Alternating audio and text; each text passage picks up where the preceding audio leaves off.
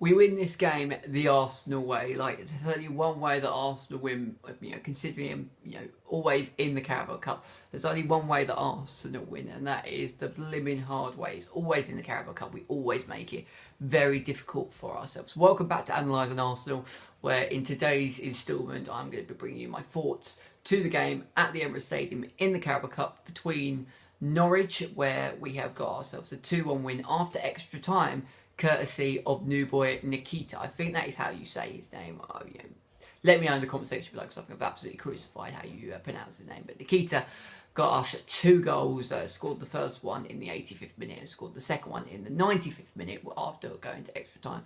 Murphy, coincidentally, took Norwich 1-0 up in the first half. And in the Carabao Cup, it's a weird competition. Like I said in my last one when we played Doncaster at the Emirates, where we won 1-0, I said, do we actually care about the Carabao Cup? And my general thought to this is that, yeah, I do care about it, because it's a competition. It's a competition that we potentially could win, and we might as well go for it. When you come up against sides like your Norwiches, like your Doncasters, and no disrespect to the Norwich, played absolutely brilliantly.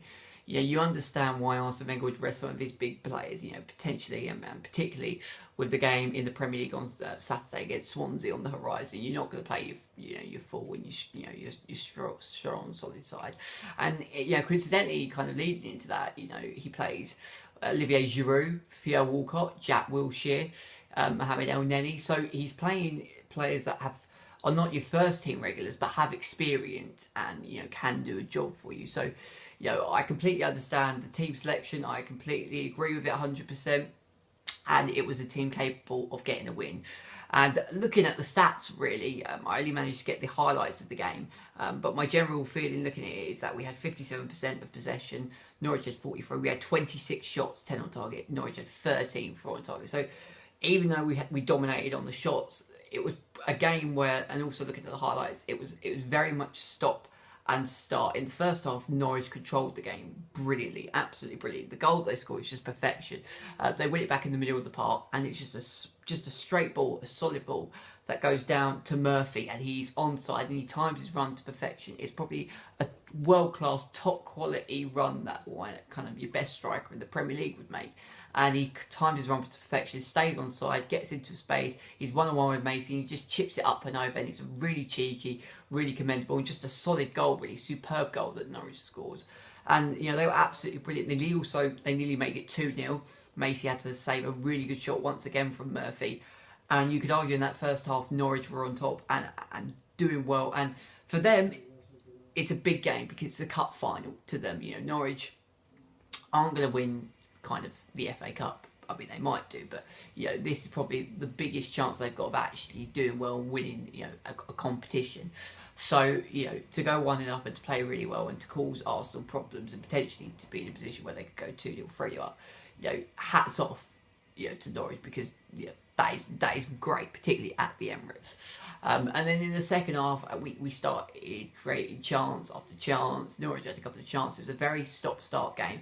But the game completely turned when 18-year-old Nikita came on to the field, and the 2 goals that he's actually scored both came from corners. The first one, corners whipped in, Theo Walcott with a flick back into Nikita. He's got an open goal, and he just slots it in for 1-1. And in extra time, another corner comes in. This is in the 95th minute. Ball's whipped over. Nikita wins a header, and he gets up and over the Norwich defenders to get the second goal. The Norwich manager was particularly unhappy and quite upset with himself, because he feels that the corner that led to Nikita's second goal should have been a throw-in rather than a corner. So there's a little bit of controversy on that side. I've seen it, and I don't know, it went for a corner. It was like at the byline of the right-hand side of the pitch. So I've seen it be given 50-50. You could argue that, but in the end, it is a corner. And Nikita does really well. And I don't really know much about Nikita. It's only his second appearance. He came on in the 89th minute, actually, against Bate Boroslov. And he actually began his career on Chelsea's Brooks, but was released at under 14 in 2015 and joined us later that year. So this is his first kind of major competitive start. I mean, he came on for a minute against Bate Boroslov, and didn't do a lot really. But this is the game that he'll be remembered for, and his name's up in lights, and it's absolutely brilliant. These are the type of competitions that are, Arsene Wenger should be picking, youth and experience at the same time. Pick youth and experience, experience to get the job done, and youth to give them a chance, on the big stage. And Nikita has taken this chance with both barrels and played fantastically well, scored in the 85th and 95th minute to get us the win and to stop what would have been an upset on the cards. Now, if we'd lost this game, I would have been upset because we haven't. Arsene Wenger, I don't think, has won the Carabao Cup or the EFL Cup.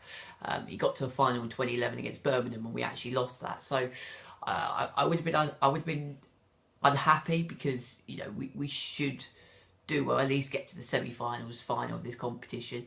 But on the other hand, I'd be like, well, it's the Carabao Cup. It's not the end of the world. So fans are putting this 50-50 perspective, but now that we're actually into the quarterfinals, not only do I want us to come up against Manchester United, Chelsea if they go through tomorrow, Manchester City, I want a big game because I want Arsene Wenger to put out his strongest side and just put in a really good shift and put in a top performance.